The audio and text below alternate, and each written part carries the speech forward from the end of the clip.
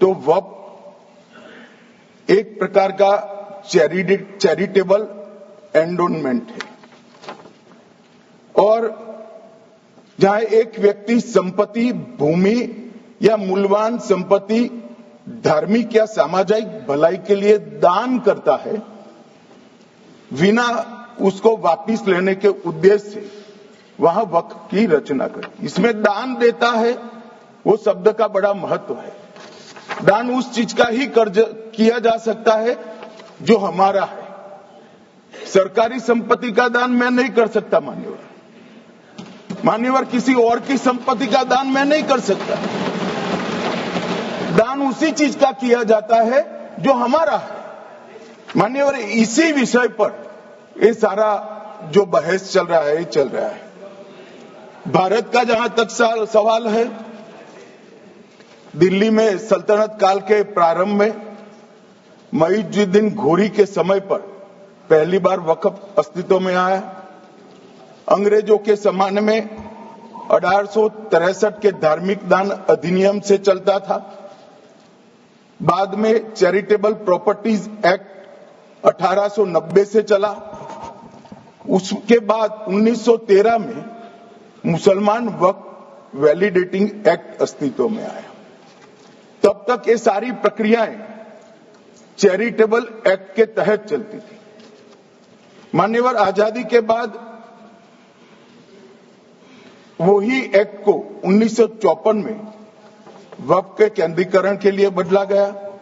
95 में वक्फ न्याय अधिकरण और वक्फ बोर्डों की स्थापना की।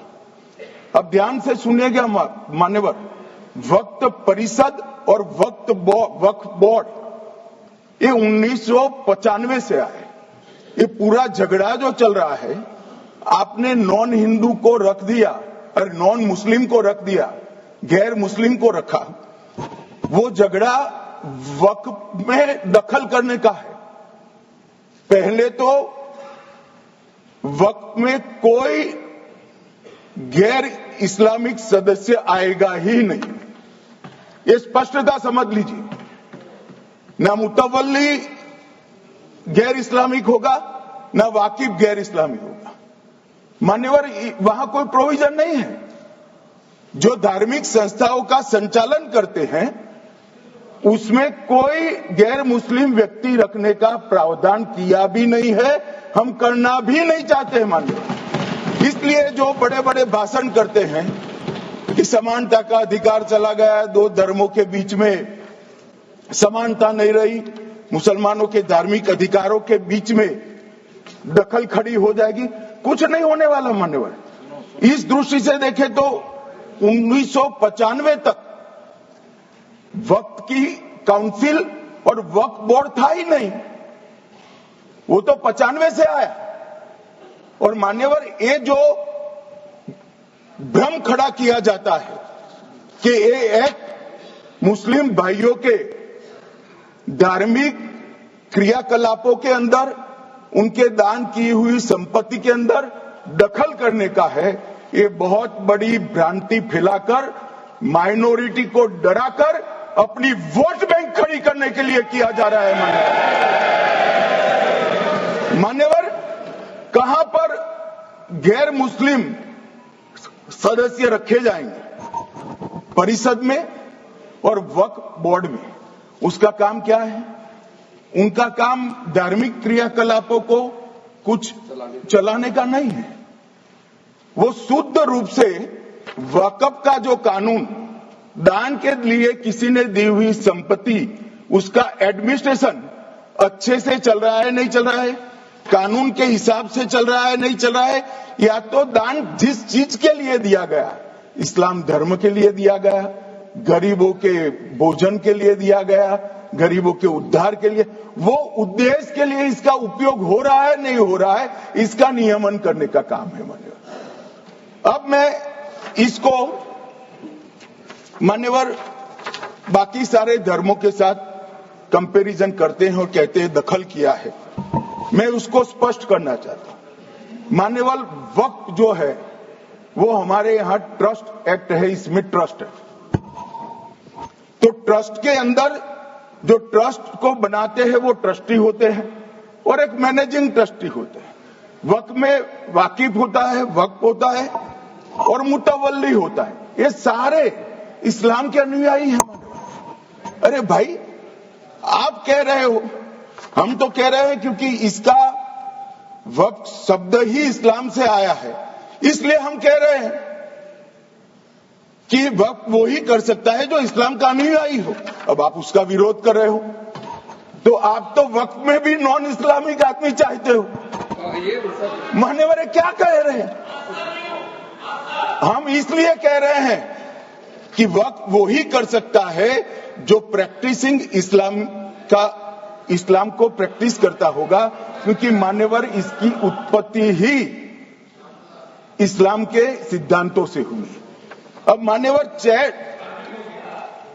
जो चर्च होगा तो क्रिश्चियन होंगे, पारसी भी होंगे, पारसी के लिए वो ट्रस्ट होगा, तो हिंदू होगा तो हिंदू के लिए।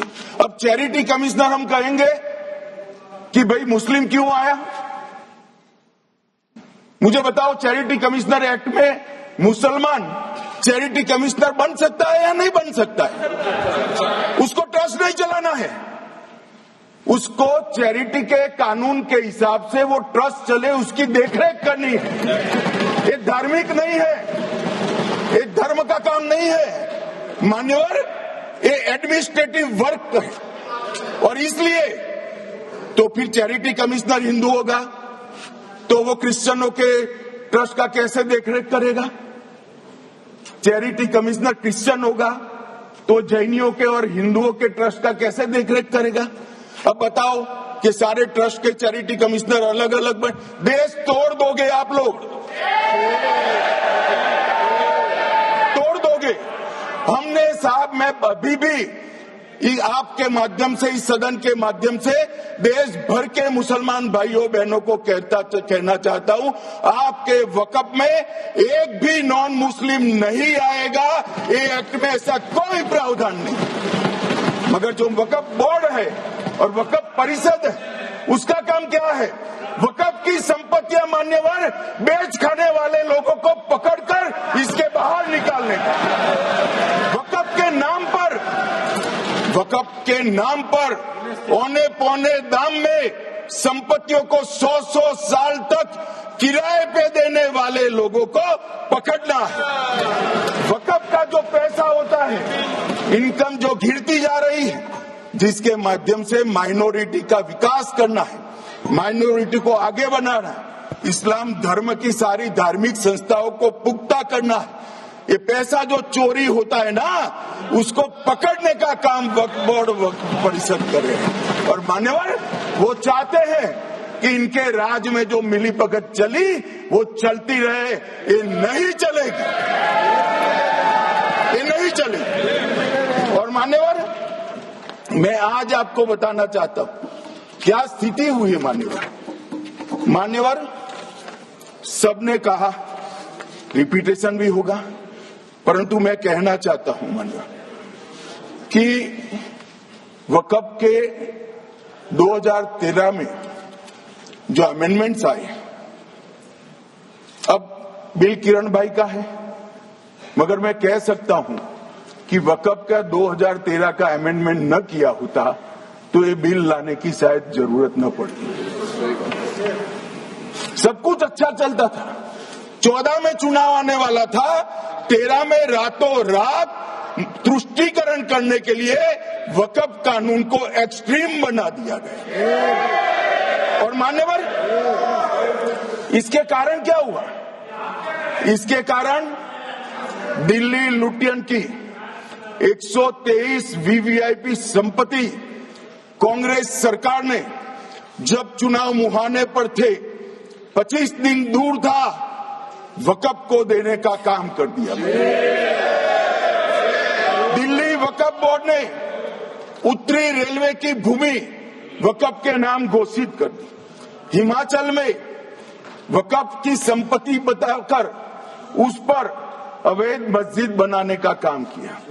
250 हेक्टेयर क्षेत्रफल वाले 12 गांव पर वक्फ का स्वामित्व हो गया तब तमिलनाडु में। और मान्यवर